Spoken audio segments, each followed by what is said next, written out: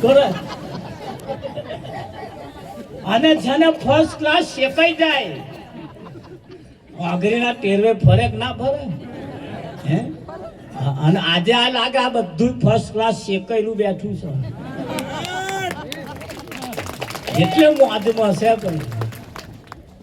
ના શેકાયું હોય તો કહે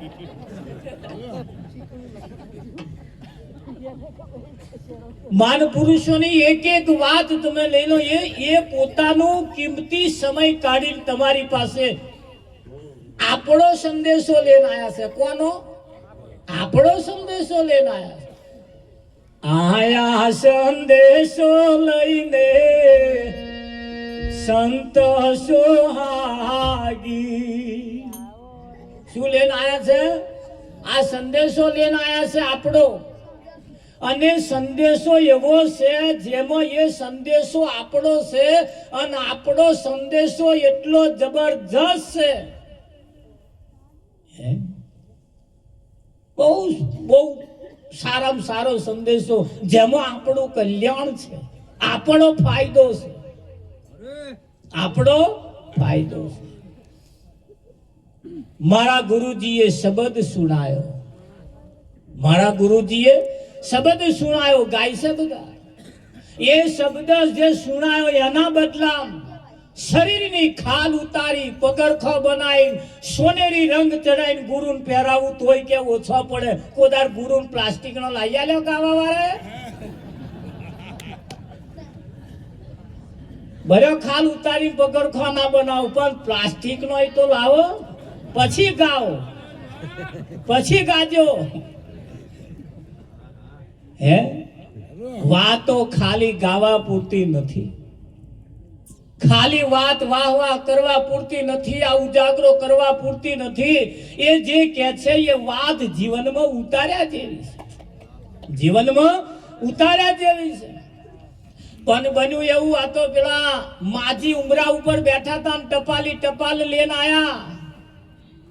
માજી નો કાગર હતો એટલે માજી નો કાગર આલ્યો માજી પરબીડ્યું તોડ્યું પણ વાંચતો ફાયું નહીં મેં શું લખ્યું તું એ આ માજી વિચાર કરે છે કે મેં શું સંદેશો લખ્યો છે ને વિચાર કરે છે ને તો લગીને છોકરી અને જમાઈ બે મહેમાની કરવા આવ્યા જમાઈ બાઈક લઈને આઈને ઉભા રહ્યા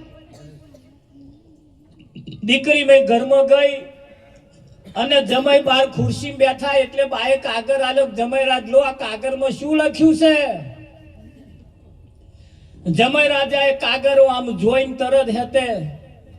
આંખમાંથી બોર જેટલા વાહું પડવાના ચાલુ થયા બાએ જોયું તો હારું જમાઈ રડે એટલે મોનું ના મોનું કઈ અજુક તો કાગર આવ્યો હોય એવું લાગે છે એટલે બાએ રડવાનું ચાલુ કર્યું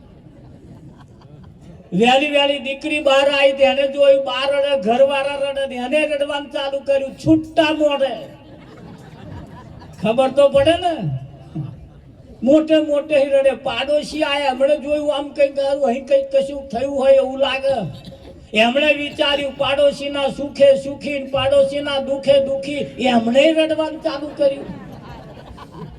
જોડે ઘરવાળા એમણે રડવાનું ચાલુ કર્યું આ ફરિયા વાળું આપા ફરિયા વાળું બધો ભેગો થઈને રડે ગામના કોઈ સમજદાર વ્યક્તિ જતા હતા એમને વિચાર્યું મારા ગામમાં આ શું એટલે પૂછવું તો પડે ને એટલે છેવાડા જે બેઠા હતા ને ગુંડારું વરીને બેઠા છેવાડે બેઠા એમને પૂછ્યું શું છે કે મને ખબર નહીં તા મારા આગળ વાળાનું પૂછો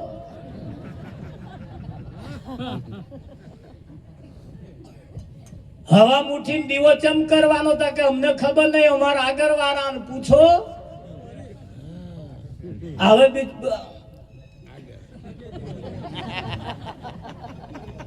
જે કરતા હોય કોઈને ખબર જ નહીં કે આ શું કરવા જેન પૂછે અમારા આગળવાળાને પૂછો અમારા આગળવાળાને પૂછો પૂછતે દીકરી કન વાત ગઈ કે બેટા શું છે કે મને ખબર નહીં તા માર બાન પૂછો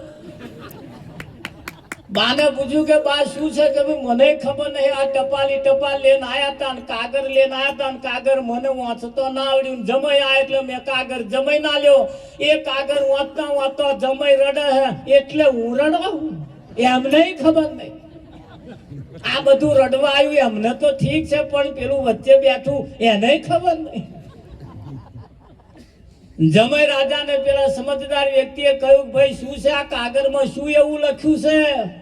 તે કોને આ બધોય રડસ કોઈને ખબર જ નહીં. તાર જમાઈ રાજાએ કહ્યું કે આ કાગળમાં જે લખ્યું છે ને એ મને વાંચતો નહીં આવડતું,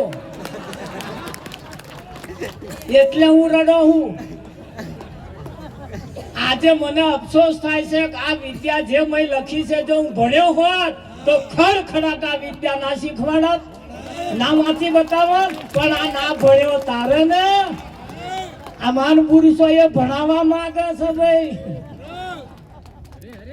આના રડવું ના પડે એટલે આ મહાન પુરુષો એ ભણાવવા માંગે છે. આપણો સંદેશો લઈને આયા, આપણી વાત લઈને આયા છે.